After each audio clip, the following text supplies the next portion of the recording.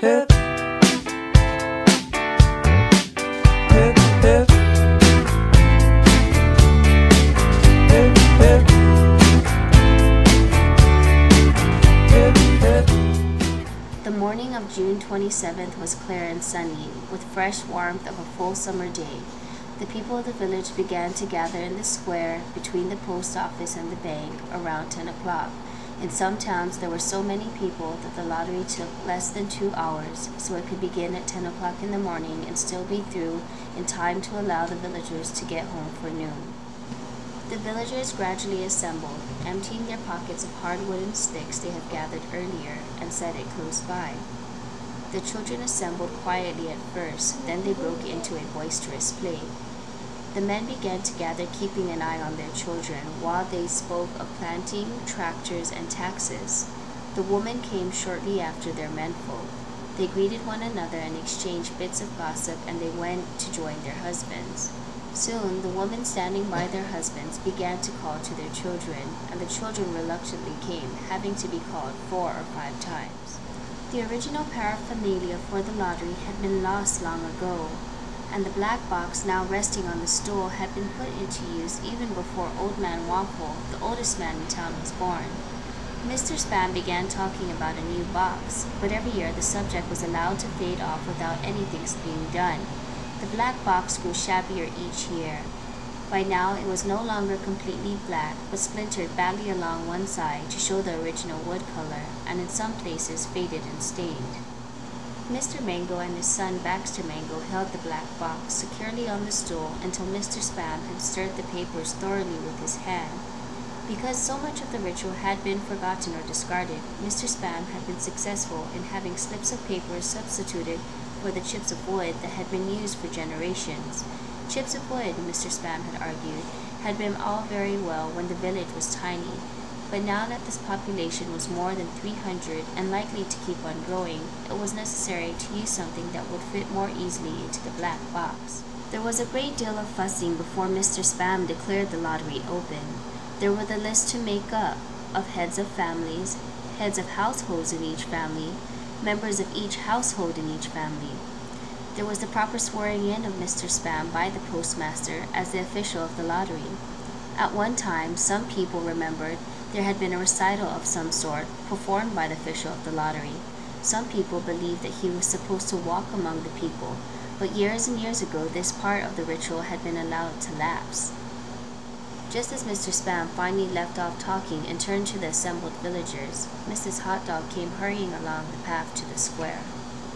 Thought my old man was out back stacking wood, and then I looked out the window and the kids are gone, and then I remembered it was the 27th and came running. You're in time, though. They're still talking away up there. Mrs. Hot Dog craned her neck to see through the crowd and found her husband and children standing near the front. The people separated good, humoredly, to let her through. Mrs. Hot Dog reached her husband, and Mr. Spam, who had been waiting, said cheerfully, Thought we were going to have to get on without you, Tessie. Wouldn't have me leave dishes in the sink now, would you?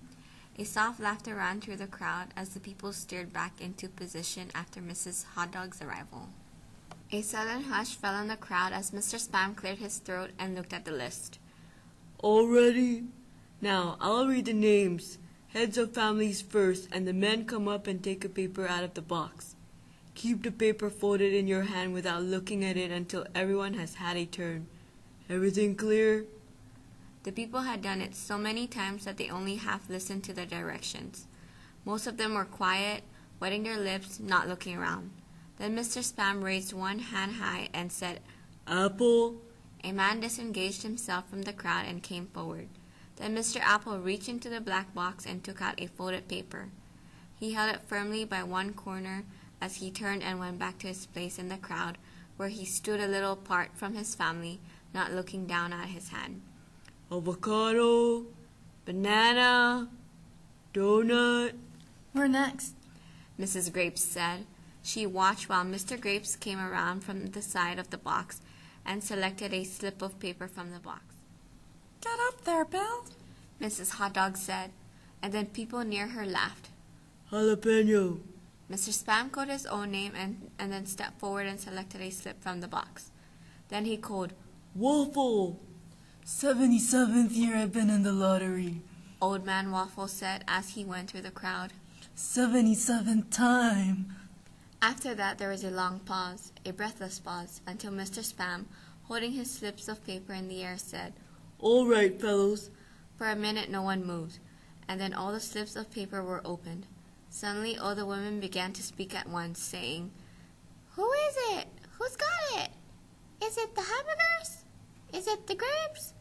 Then the voices began to say, "It's the hot dogs! It's Bill! Bill's got it!" People began to look around to see the hot dogs. Bill Hot Dog was standing quietly, staring down at the paper in his hand.